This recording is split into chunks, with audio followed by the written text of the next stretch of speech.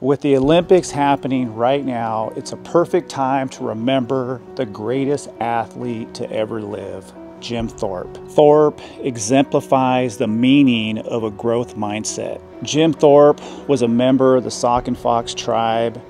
He was born in Oklahoma near Shawnee on an allotment. He was raised in a one-bedroom cabin with 11 siblings. Imagine that. Jim was always very proud of his Native American heritage.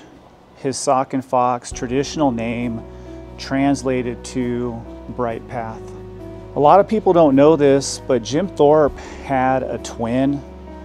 His twin brother unfortunately died of smallpox. Sadly, Jim Thorpe lost both of his parents by the time he was a teenager, and he would be sent off to numerous boarding schools. And at this time, the whole mantra was kill the Indian, save the man. And these boarding schools were horrific places. Apparently, he would always run away. And then eventually he ended up at the Carlisle Institute. At the Carlisle Indian Industrial School, Jim Thorpe would excel in athletics. And he became a phenom. This is where he met Glenn "Pop" Warner. If you know anything about football history, Glenn "Pop" Warner is a legendary coach. Jim Thorpe's time at Carlisle was stuff of legends. He excelled at every sport he participated in, whether it was football, baseball, hockey, basketball, track and field. He even was an outstanding ballroom dancer. In 1912, Jim Thorpe and the Carlisle football team would have the chance to play Army, which at that time were the national champions in football. This game would take place at West Point, the same place where George Armstrong Custer was buried. Pop Warner, the head coach of the Carlisle Indian football team, gave an interesting pre-game speech to Jim Thorpe and the others.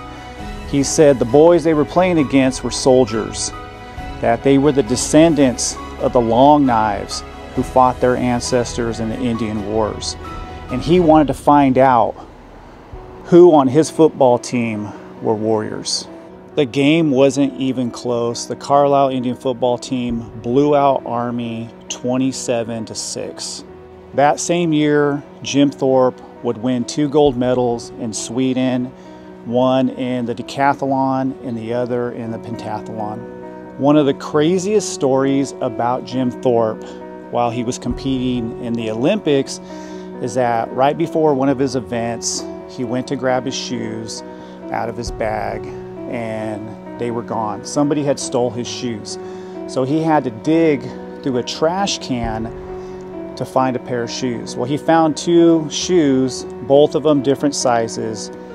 He had to wear an extra sock just to make one shoe fit. And there's a really famous picture of him during this competition wearing 2 different colored socks. He was a badass. He competed with shoes that didn't even fit, and he still won. If that ain't gangster, I don't know what is. Jim Thorpe's legendary status didn't end there. He would go on to play professional football and win 3 championships for the Canton Bulldogs. He also played professional baseball. He played for the then New York Giants, Cincinnati, and Boston. A lot of people don't know this, but Jim Thorpe also played professional basketball. He played for the world-famous Indians of LaRue, Ohio. He at one time even considered moving to Ontario, Canada to play professional hockey, but in the end, he decided against it. There's so much more to Jim Thorpe's story, but what is clear to me is that he's definitely one of the greatest athletes, if not the greatest athlete ever. Let me know your thoughts in the comment section, and if you have any other interesting facts about Jim Thorpe, please share.